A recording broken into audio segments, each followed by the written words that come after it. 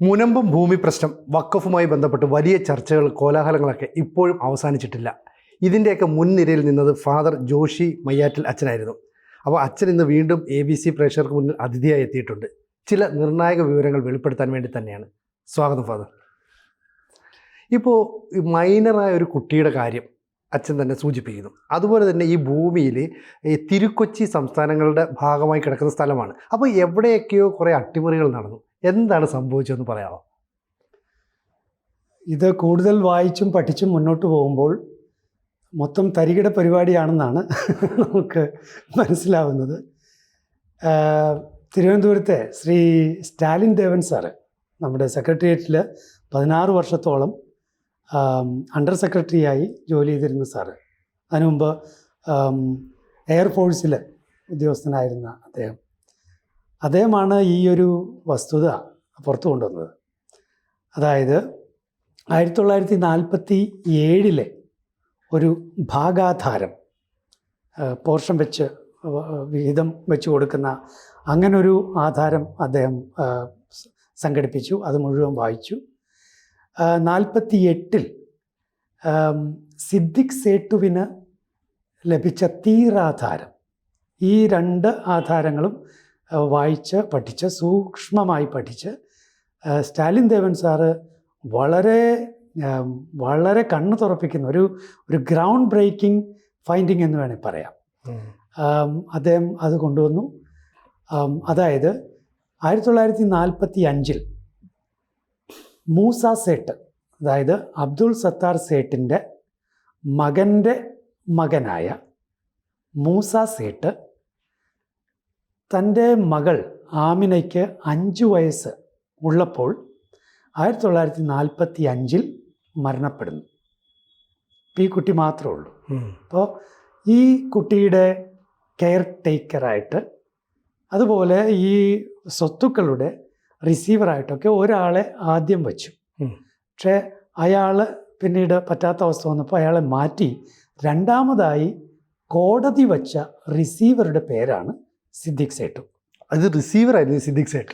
ഈ അബ്ദുൾ സത്താറുമായിട്ട് ഒരു ബന്ധവും ഇല്ല എന്ന് അദ്ദേഹത്തിൻ്റെ തന്നെ ചെറുമകൾ ഷംഷ്ദ പറഞ്ഞത് സത്യമാണ്. ഈ സിദ്ദിഖ് സേട്ടുവിന് ഒരു ബന്ധവും ഇല്ല എന്ന് പറഞ്ഞ് വളരെ സത്യമാണ്. അനന്തരവനാണെന്നും മരുമകനാണെന്നും എന്തെല്ലാം കഥകളാണ് നമ്മൾ ഇതുവരെ കേട്ടിട്ടുള്ളത്. പക്ഷേ ഇതിൽ കൃത്യമായിട്ട് പറഞ്ഞിട്ടുണ്ട്, കോടതി നിയോഗിച്ച റിസീവറായിരുന്നു സിദ്ദിഖ് സേട്ടു. 1947 അപ്പോൾ ഈ സംഗതികളൊക്കെ തിരിക്കാനൊക്കെയുള്ള ഉത്തരവാദിത്വം ഇദ്ദേഹത്തിന് വന്നു പെടുന്നുണ്ടല്ലോ. അപ്പോൾ ഈ മൂസ സേട്ടുവിന് 4 സഹോദരിമാരാണ്. പിന്നെ ഏക മകൾ ആമിന. ഭാര്യയെക്കുറിച്ചോ മാതാപിതാക്കളെക്കുറിച്ചോ ഇതിൽ ഒരു പരാമർശവും ഇല്ല താൻ. ചുരുക്കി പറഞ്ഞാൽ ഈ 5 പേരാണ് ഇദ്ദേഹത്തിൻ്റെ സ്വത്തുക്കളുടെ അവകാശി. അപ്പോൾ ആമിനയ്ക്ക് 8/4 ഭാഗം ആമിനയ്ക്കും, ഓരോ സഹോദരിമാർക്ക്, അതായത് മൂസ സേട്ടുവിൻ്റെ സഹോദരിമാർക്ക്, അതായത് ആമിനയുടെ ആൻറ്റിമാർക്ക് 1/8, 8ൽ 1 ഭാഗവും, അങ്ങനെ വരുമ്പോൾ 8/8. ഓക്കെ. ഇതിൽ ഒരു ജംബുബായി ഉണ്ട്. ജംബുബായിക്ക് ലഭിച്ച വസ്തുവകകളിൽ ഒരു ഭാഗം സിദ്ദിഖ് സേട്ടുവിന് വിറ്റതായി 1948 തീരാധാരത്തിൽ കാണും. ജംബുബായി എന്ന് പറയുന്ന ഈ സഹോദരിമാരിൽ ഒരാൾ. അതെ, മൂസ സേട്ടുവിൻ്റെ 4 സഹോദരിമാരിൽ ഒരാൾ.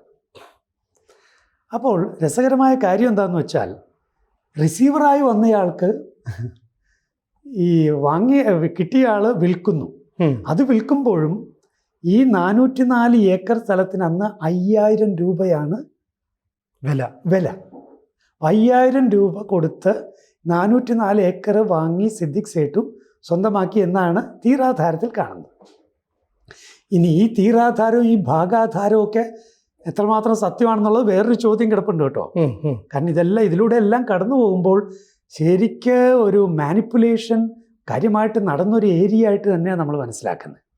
അപ്പോൾ എന്തോ ആവട്ടെ, ഈ തീരാധാരത്തിൽ ഇദ്ദേഹത്തിന് കൊടുത്തിരിക്കുകയാണ്. അപ്പോൾ ഈ സംഗതിയാണ് 1950 ഡീഡിലൂടെ ഫാറൂഖ് കോളേജിന് സിദ്ദിഖ് സേട്ടു കൈമാറിയിട്ടുള്ളത്. ശ്രദ്ധേയമായ കാര്യം AP അഹമ്മദ് സാറ് ABC മലയാളത്തിലൂടെ തന്നെയാണ് വ്യക്തമാക്കിയത്.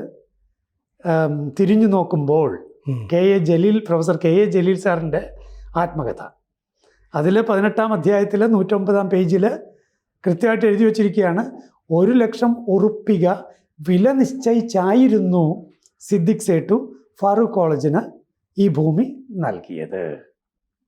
1 ലക്ഷം രൂപ വില നിശ്ചയിച്ചിരുന്നു 2 വർഷം കഴിഞ്ഞപ്പോൾ.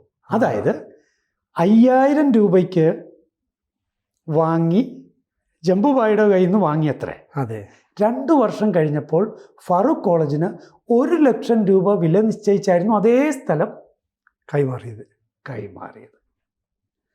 അപ്പോൾ ഇതൊരു ഗിഫ്റ്റ് ഡീഡാണെന്നാണ് ഫാറൂഖ് കോളേജ് ഇതുവരെ അവകാശപ്പെട്ടിരുന്നത്. അതെ. പക്ഷെ ഇപ്പം നമുക്ക് മനസ്സിലാക്കേണ്ടി വരും, ഇതൊരു സെയിൽസ് ഡീഡായിരുന്നു, കച്ചവടമായിരുന്നു.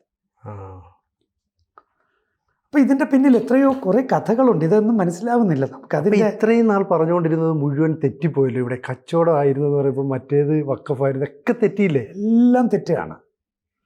പിന്നെ വക്കഫ് എന്ന് മുകളിൽ എഴുതി വെച്ചത് മിക്കവാറും ജംബുബായിയെയും കൂട്ടരെയും ഒരുപക്ഷെ പറ്റിക്കാൻ വേണ്ടി ആയിരുന്നിരിക്കാനാണ് സാധ്യത. അപ്പോൾ 5000 രൂപയുടെ സംഗതിക്ക് 1 ലക്ഷം രൂപ വില നിശ്ചയിച്ചായിരുന്നു.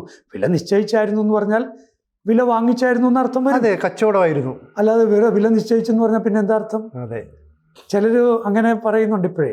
വില നിശ്ചയിച്ചെന്ന് പറഞ്ഞാൽ കൊടുത്തെന്ന് അവിടെ പറഞ്ഞിട്ടില്ലല്ലോ എന്ന് പറയുന്നുണ്ട്. വാക്കുകളിൽ കയറി പിടിക്കുക. സത്യത്തിൽ ഇതൊക്കെയല്ലേ അന്വേഷിക്കേണ്ടത്? അതെ. വഖഫ് ബോർഡ് ഒരു സ്ഥലം വഖഫാണ് എന്നൊക്കെ പ്രഖ്യാപിക്കുന്നതിന് മുൻപ് ഇതുപോലുള്ള ഡോക്യുമെന്റുകൾ പരിശോധിക്കണ്ടേ? തീർച്ചയായിട്ടും. വഖഫ് ആക്ടിൽ നമ്പർ 40 കൃത്യം പറഞ്ഞു വെച്ചിട്ടുണ്ട്, കളക്ട് ഇൻഫർമേഷൻ. വക്കീഫിന് വഖഫ് ചെയ്യാനുള്ള പൂർണ്ണമായ അധികാരമുണ്ടോ എന്നറിയണ്ടേ? ഇപ്പോൾ സിദ്ദിഖ് സേട്ടുവിൻ്റെ ഈ വസ്തുവിൽ എന്താ സംഭവിച്ചേ? 6 വയസ്സുള്ള കൊച്ചാണ് ആദ്യം റിസീവറായിട്ട് എത്തുമ്പോൾ.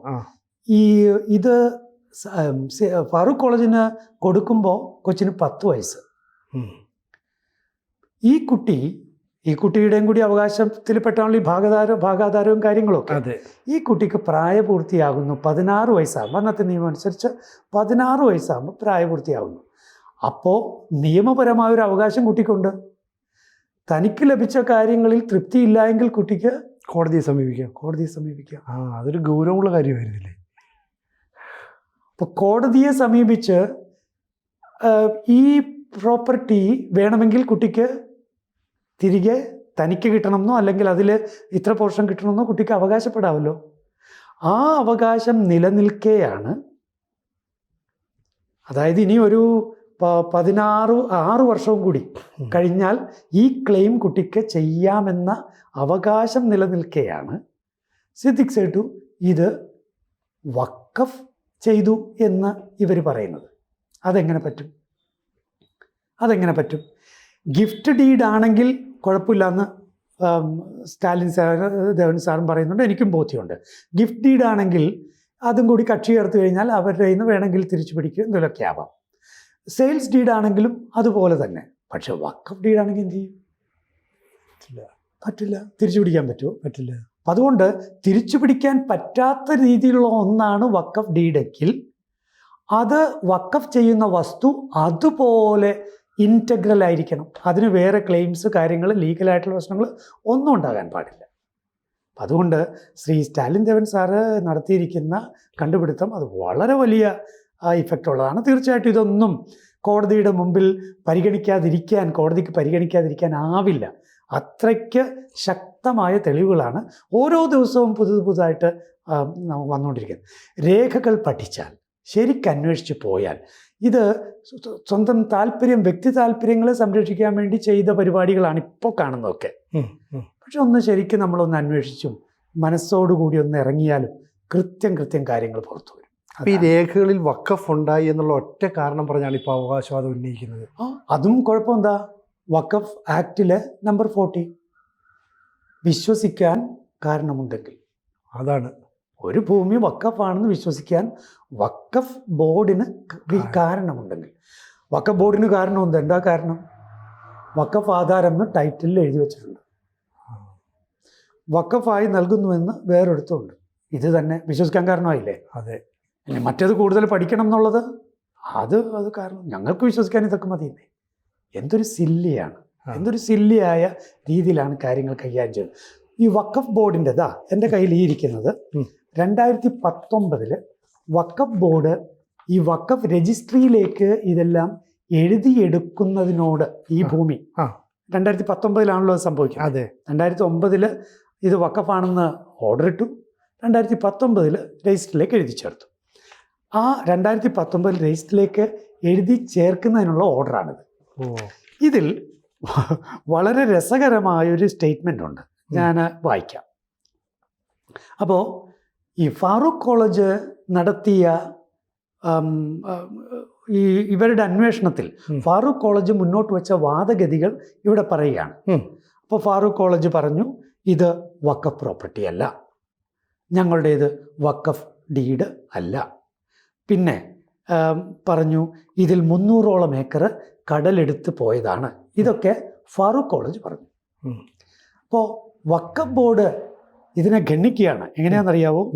However an examination of the judgment dated 12/9/1971 of the subordinate judge court, Parur, in number 53/1967, it is categorically mentioned that the properties covered by the document number, അതായത് സിദ്ദിഖ് സേട്ടുവിൻ്റെ ഡോക്യുമെൻ്റ്, are വഖഫ് properties.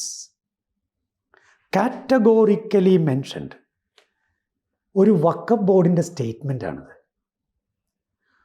ഒരു കോടതിയുടെ വിധിയെപ്പോലും, വിധി എന്താണെന്നോ അവിടുത്തെ ഫ്രെയിം ചെയ്തിരിക്കുന്ന case എന്താണെന്നോ മനസ്സിലാക്കാൻ പോലും കഴിവില്ലാത്തവരാണ് ഇതുപോലെ വലിയ പിടിച്ചെടുക്കലുകളൊക്കെ നടത്താൻ തക്ക വിധത്തിൽ അവിടെ കസേര കയറിയിരിക്കുന്ന തെളിവാണിത്. ഇത് വച്ചിട്ടാണ് ഇന്ന് മീഡിയയിലൂടെ പരക്കുന്നത് കോടതി വിധിയുണ്ട്, കോടതി വിധിയുണ്ട്. എൻ്റെ പൊന്നു വഖഫ് ബോർഡെ, വിളിക്കേണ്ടി വരും. 1967 പറവൂർ സബ് കോടതിയിൽ എന്തിനെക്കുറിച്ചായിരുന്നു കേസ് നടന്നത്? മുനമ്പം വഖഫ് ഭൂമിയാണോ അല്ലയോ എന്നതിനെക്കുറിച്ചാണോ കേസ് നടന്നത്? സിവിൽ കേസല്ലേ അത്? അത് സിവിൽ കേസ്. ഫാറൂഖ് കോളേജും നാട്ടുകാരും തമ്മിലുള്ള സിവിൽ കേസാണ്. ഇവർ തമ്മിലുള്ള തർക്കമാണ്. അപ്പോൾ വളരെ വ്യക്തമാണ്, ഇത് വഖഫ് ഡീഡാണോ അല്ലെങ്കിൽ വഖഫ് ഭൂമിയാണോ എന്നുള്ള വിഷയമായിരുന്നില്ല ആ കേസിൽ ഫ്രെയിം ചെയ്യപ്പെട്ടത്. ഇതിൽ നമ്പർ 43 ആയിട്ട് വളരെ പാസിംഗ് ആയിട്ടുള്ളൊരു പരാമർശമാണ്. പൊസഷനെ കുറിച്ചുള്ള ഒരു ചോദ്യം വന്നപ്പോൾ, അതായത് നമ്പർ 12(3) ആ ഒരു പൊസഷനെ കുറിച്ചുള്ള ചോദ്യം അവർ ഉന്നയിച്ചു. അത് ഞങ്ങളാണ് ഇവിടെ പൊസഷൻ പറഞ്ഞപ്പോൾ വളരെ പാസിംഗ് ആയി കോടതി ഇതിൻ്റെ ക്യാരക്ടറിലേക്കോ, ഈ ഡീഡിൻ്റെ ക്യാരക്ടറിലേക്കോ, ഇതിൻ്റെ സ്വഭാവത്തിലേക്കോ ഒന്നും കടന്നു പോകാതെ, ഒന്നും അന്വേഷിക്കാതെ, ഒന്നും പഠിക്കാതെ ടൈറ്റിൽ ഇങ്ങനെയാണ് എഴുതിയിരിക്കുന്നത്, വഖഫ് ഡീഡ്. അതുകൊണ്ട് കോടതി ഒന്ന് പരാമർശിക്കുന്നുണ്ട്, വഖഫ് ഡീഡ് ആയതുകൊണ്ട് പൊസഷനെ കുറിച്ച് നിങ്ങൾക്ക് പറയാൻ പറ്റില്ല എന്ന് പറയുന്നുണ്ട്.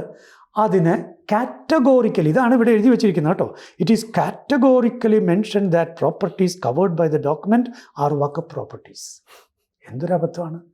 വഖഫ് ബോർഡിൻ്റെ സ്റ്റേറ്റ്മെൻറ്റാണിത്, 2019 സ്റ്റേറ്റ്മെൻറ്റ്. ഇനി ഞാൻ ചോദിക്കട്ടെ, ഇനി ഹൈക്കോടതി എന്താ പറഞ്ഞത്? ഹൈക്കോടതി സബ് കോടതിയിലെ ഈ പരാമർശം പോലും പറഞ്ഞില്ല. ഹൈക്കോടതി പറഞ്ഞത് രജിസ്റ്റേർഡ് ഗിഫ്റ്റ് ഡീഡ് ഉണ്ടെന്നാണ്. ഫാറൂഖ് കോളേജ് 3 പ്രാവശ്യമാണ്. ഒരിടത്ത് പോലും വഖഫ് ഡീഡ് എന്നുള്ള പരാമർശം ഹൈക്കോടതി നടത്തിയില്ല. ഹൈക്കോടതിയിലും ചോദ്യം ഇത് വഖഫാണോ അല്ലയോ എന്നായിരുന്നില്ല. ഹൈക്കോടതിയിലും ഇതേ സിവിൽ പ്രശ്നമായിരുന്നു വന്നിരുന്നത്.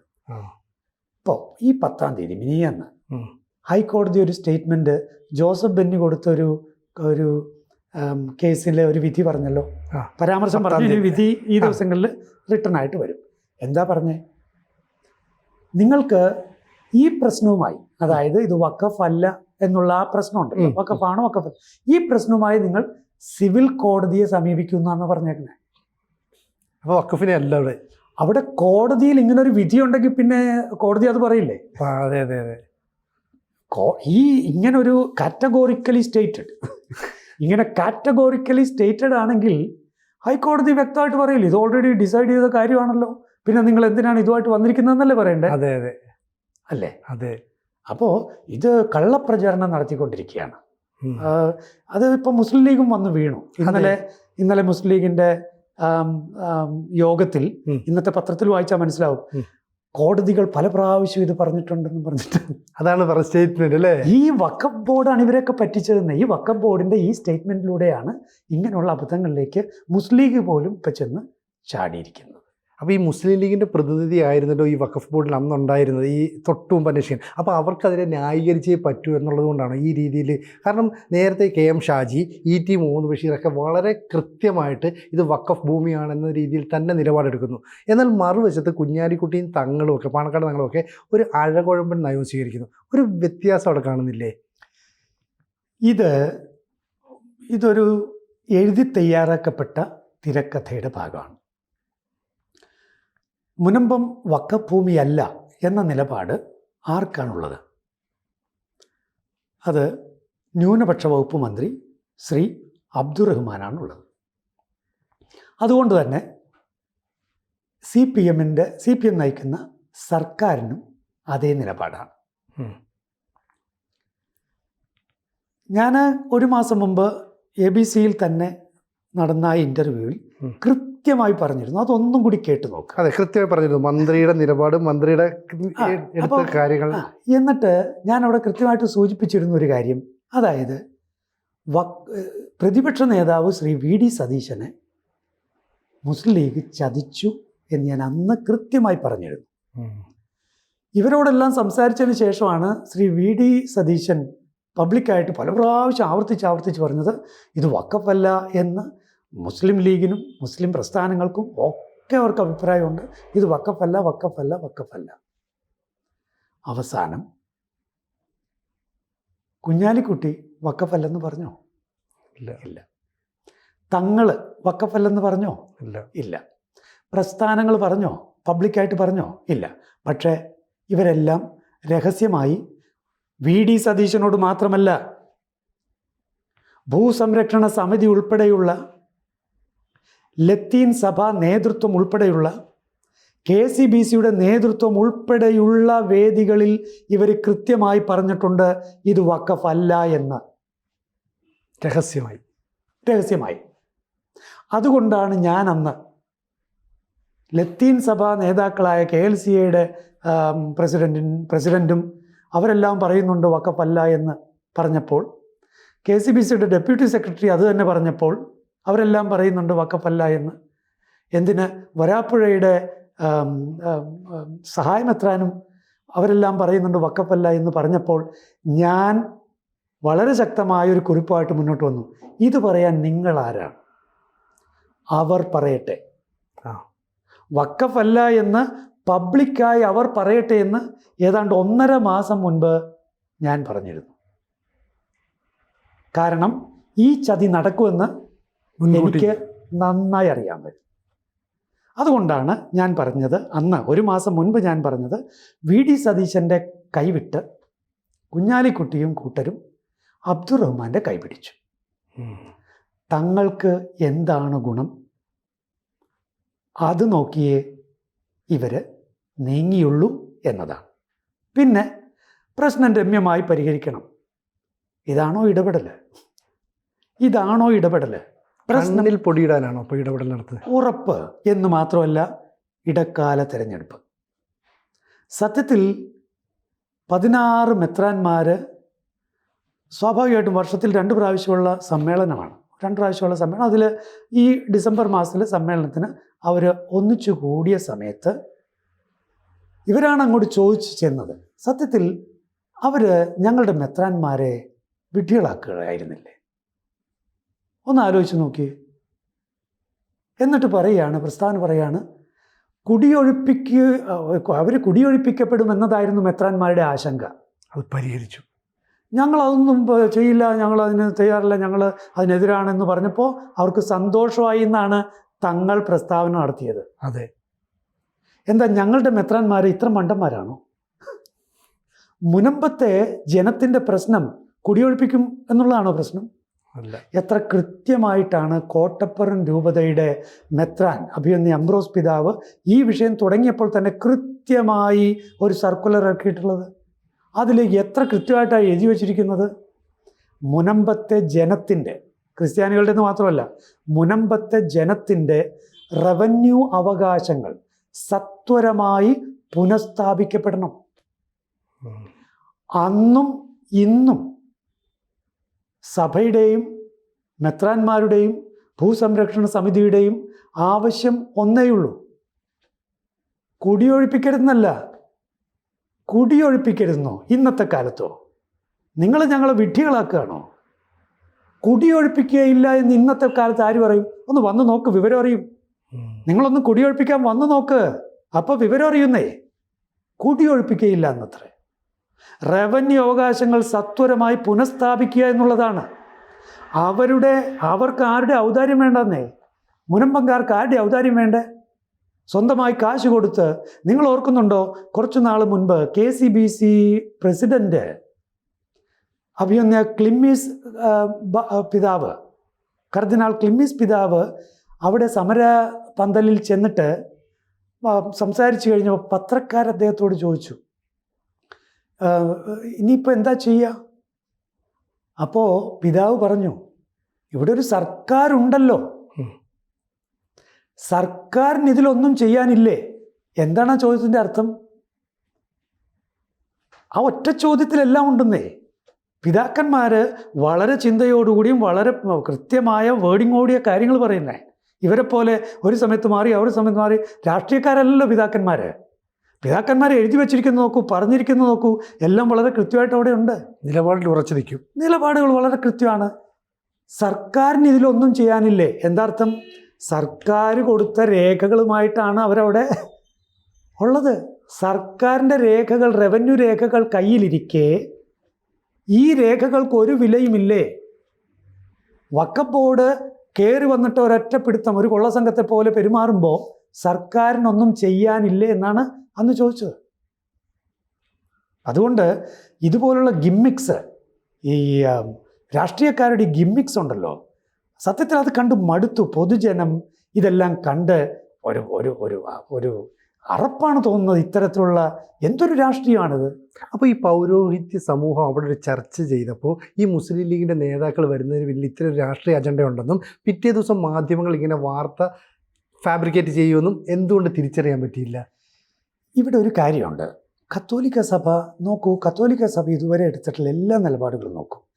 എപ്പോഴും ഈ സമൂഹത്തിൻ്റെ, പൊതുസമൂഹത്തിൻ്റെ നന്മ, ഇവിടെ സമുദായങ്ങൾ തമ്മിലുള്ള ബന്ധം, ഒരു വിധത്തിലും മതങ്ങൾ തമ്മിൽ പ്രശ്നങ്ങൾ ഉണ്ടാവരുത്, സ്പർദ്ധ ഉണ്ടാകരുത്, വർഗീയത പ്രബലപ്പെടരുത്, ഇങ്ങനെയുള്ള നിലപാടുകൾ എപ്പോഴും സഭയ്ക്ക് ഉണ്ടായിട്ടുണ്ട്. അതുകൊണ്ട് തന്നെ ഈ ഒരു വിഷയത്തിൽ ഇതൊരു മതപരമായ പ്രശ്നമാണെന്നൊക്കെയുള്ള രീതിയിൽ പലരും പല രീതികളിലും പറയാൻ തുടങ്ങുമ്പോൾ മുസ്ലിം ലീഗ് പിതാക്കന്മാരെ കാണാൻ ആഗ്രഹം പ്രകടിപ്പിക്കുന്നു. തികഞ്ഞും വലിയ വിശാലതയോടുകൂടി വേണമെങ്കിൽ പിതാക്കന്മാർക്ക് പറയാമായിരുന്നു, നിങ്ങൾ ആ പ്രശ്നം തീർത്തിട്ട് വാ, നമുക്ക് കാണാമെന്ന് വേണമെങ്കിൽ പറയാമായിരുന്നു, അല്ലേ? അതെ. കാരണം നിങ്ങൾ മനസ്സ് വെച്ചാൽ ഈ പ്രശ്നം തീരുമല്ലോ, എന്നിട്ട് ഞങ്ങളുടെ ജനം എന്തുകൊണ്ടാണ് 3 വർഷമായിട്ട് ഇങ്ങനെ ആയിരിക്കുന്നത് എന്ന് വേണേൽ ചോദിക്കാമായിരുന്നു. പക്ഷെ അവിടെയും വളരെ വിശാലമായ മനസ്സോടെയാണ് പിതാക്കന്മാർ അവരെ സ്വീകരിച്ചത്. അവർ വന്നിട്ട് പറഞ്ഞത് ഇതാണെന്ന് ഇപ്പോൾ വന്നിട്ട് പുറത്തു വന്ന് പറയുക. അവർ ചർച്ച ചെയ്തത് എന്തായിരുന്നു എന്ന് പുറത്തുവിടാനുള്ള ഉത്തരവാദിത്വം PROക്കൊക്കെ ഉണ്ട് എന്നുള്ളത് മറക്കരുത്. KRCCയുടെ അപ്പോൾ അങ്ങനെ ഇവർ ചർച്ച ചെയ്തത് ഇങ്ങനെ കുടിയിറക്കുകയില്ല എന്ന് പറഞ്ഞ പിതാക്കന്മാർക്ക് സന്തോഷമായി എന്ന് പറഞ്ഞ സംഗതിയാണെങ്കിൽ അവിടെ ഇടപെടേണ്ടത് PROമാരാണ്. ഞങ്ങളുടെ സമൂഹത്തിൽ ഇടപെടലുകൾക്ക് പ്രശ്നങ്ങൾ ഉണ്ടായിട്ടുണ്ട്. ഇതിന് ഇടക്ക് നിൽക്കുന്ന ചില ആളുകളുണ്ട്. വളരെ ഗുരുതരമായ വീഴ്ചകൾ അവരുടെ ഭാഗത്തുനിന്ന് ഉണ്ടായിട്ടുണ്ട്. ഞാൻ പറയുന്ന അപ്പോൾ കൃത്യമായിട്ടുള്ള മറുപടിയുമായിട്ട് കൃത്യമായിട്ട് മുന്നോട്ട് വരേണ്ട ഒരു സമയമാണിത്. ഏതായാലും ശ്രീ ജോസഫ് ജൂഡ് ഈ ദിവസങ്ങളിൽ വന്ന് ചില കേന്ദ്രങ്ങൾ ഇത് വഖഫാണ് എന്ന് അവകാശപ്പെടുന്നത് അതിനോട് യോജിക്കാൻ പറ്റില്ല, അത് തെറ്റാണ് എന്നൊക്കെ പറഞ്ഞ് പ്രസ്ഥാനം വന്നിട്ടുണ്ട്. സന്തോഷമുള്ള കാര്യമാണ്. അപ്പോൾ സത്യത്തിൽ ഇടക്കാല തെരഞ്ഞെടുപ്പിന് മെത്രാന്മാർ ഉപയോഗിക്കപ്പെട്ടു എന്നൊരു തോന്നലാണ് നിഷ്പക്ഷമതികളായ എന്നെപ്പോലെയുള്ളവർക്ക് ഇപ്പോൾ ഉണ്ടായിട്ടുള്ളത്. UDF ഞങ്ങളുടെ മെത്രാന്മാരെ ഉപയോഗിച്ചു. ഇലക്ഷൻ കഴിഞ്ഞപ്പോൾ അവരുടെ തനിനിറം കാണിക്കുകയും ചെയ്തു. ഇതാണ് എൻ്റെ ഒരു വായന. ഇപ്പം എന്തായാലും ഈ മുനമ്പം വിഷയവുമായി ബന്ധപ്പെട്ട് ഈ UDF എന്ത് കള്ളത്തരമാണ് കാണിച്ചതെന്നാണ് കൃത്യമായിട്ട് അച്ഛനോട് വിശദീകരിച്ചത്. മാത്രമല്ല, ഒരു മൈനറായ കുട്ടിക്ക് അവകാശവാദം ഉണ്ടായിരുന്ന ഭൂമിയെ എങ്ങനെ തിരിമറിയിലൂടെ അവരുടേതാണെന്ന് വരുത്തി തീർക്കാൻ ശ്രമിച്ച കാര്യങ്ങളും വ്യക്തമാക്കിയിട്ടുണ്ട്. ഇതിൻ്റെ 2ാം ഭാഗം ഉടൻ തന്നെ നിങ്ങളുടെ മുന്നിലേക്ക് അവതരിപ്പിക്കുന്നതാണ്. അപ്പോൾ എന്തായാലും നമ്മുടെ ഈ ഭാഗം, ആദ്യത്തെ ഭാഗം ഇവിടെ അവസാനിപ്പിക്കാം. കൂടുതൽ വാർത്തകളും വിശേഷങ്ങളും നിങ്ങളിലേക്ക് എത്താൻ ABC മലയാളം സബ്സ്ക്രൈബ് ചെയ്യുക, ബെൽ ബട്ടണും അമർത്തുക.